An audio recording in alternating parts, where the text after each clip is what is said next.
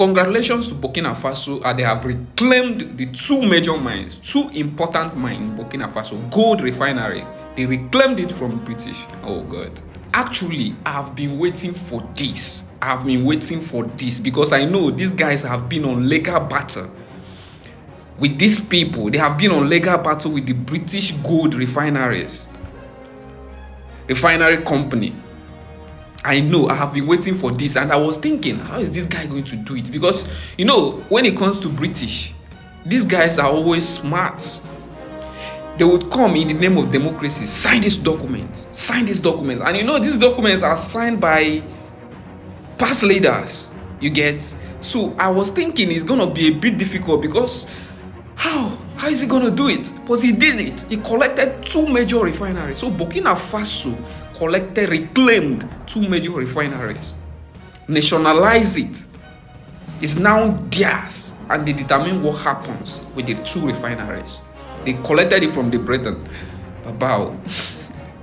Oh, you know, say one thing I always talk about Ibrahim Traore is that his moves is, this guy grew up in Burkina Faso, educated in Burkina Faso, and his intelligence is like, you may think that maybe he went to Britain or he schooled abroad. No, that's why I always say that education has nothing to do with this westernization we have here, this British curriculum that they are teaching us here, this American style of education that we are. Education is about is from the ground, from your surrounding, your environment, understanding your environment.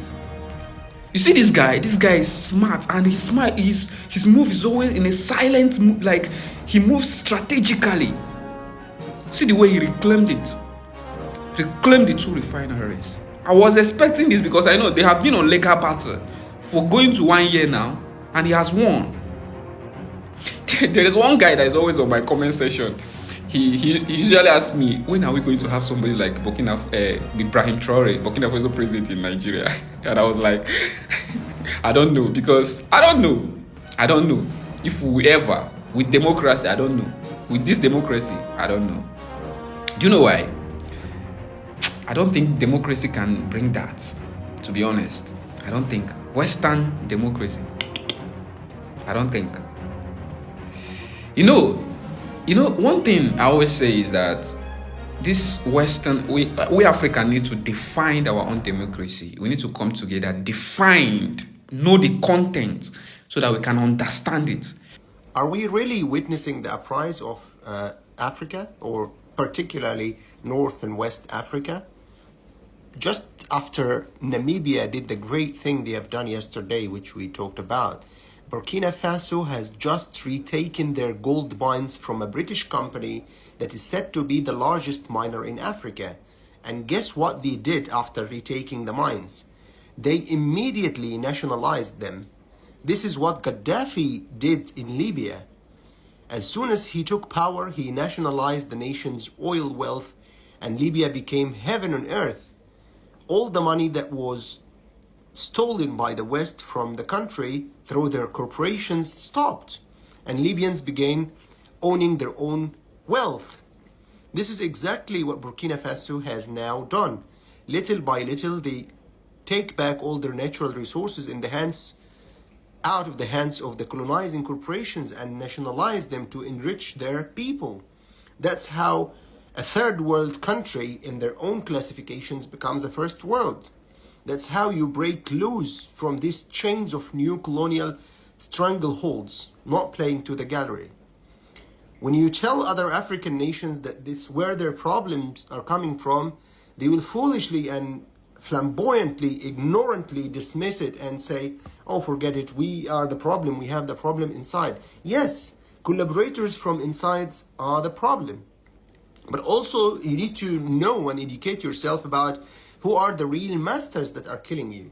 It is the Western corporation, the pact for the continuation of colonization, which they make all these African leaders or presidents sign. It implies their corporations will have the right for discovery, refusal for any natural resources discovered in your country. These things are documented, just read them up. That's why they are in charge of mining and drilling and tapping all natural resources in your countries. And the monies go back to them, to Europe. They only leave you with crumbs, and yet you have refused to open your eyes and wake up. Look at this small Burkina Faso, talking like a giant, whilst the so-called ceremonial giant of Africa is on their knees in fear, trembling out of its convoluted minds. Thank you, Burkina Faso and the Sahel states, but we need to be aware, because they will try to do to Traore, Ibrahima Traore, as they have done to the Gaddafi, and as they have done to anyone who is anti-establishment and anti-corporations and anti-control. So you need to take care of your leaders. Salute Burkina Faso. Nationalization of natural resources has always been a muddy area for any nation's economic and political waters. But in a game-changing move, Burkina Faso has done it, nationalizing 2 major gold mines that were the subject of a long legal dispute between a British company and a US-registered African firm. The decision gives the government of Burkina Faso control over valuable mining assets, but it also puts a target on the back of the government. Burkina Faso already struggles to obtain military equipment from countries that mine minerals in the West African nation, and now it's on track to being isolated and scrutinized only because it has decided to stand up for itself and take charge of its sovereignty. Certain powers have refused to sell us equipment, have blocked the equipment we have bought from certain countries because they have licenses for certain components, and its power exploits minerals in Burkina Faso. I say this loud and clear and solemnly. This will stop. We're going to withdraw the mining licenses. You cannot exploit our resources. We will not accept your refusal to sell us equipment or to block our equipment. We're going to get our licenses back, and we're going to exploit them ourselves.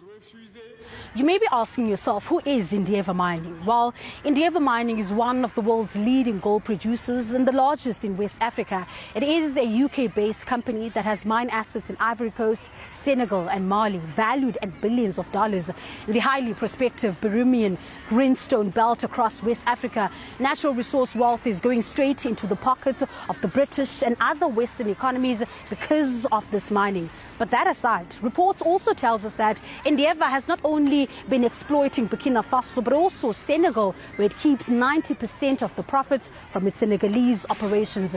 There's also a pollution scandal surrounding the company. Last month, the contaminated water from its gold mine in Ivory Coast leaked into a river, causing harm and poisoning 185 people, which it has denied. Endeavour Mining categorically rejects the allegations of massive pollution of the Cavalli River and endangerment of local populations. The findings made by the authorities have not revealed any critical pollution situation threatening the lives of the populations.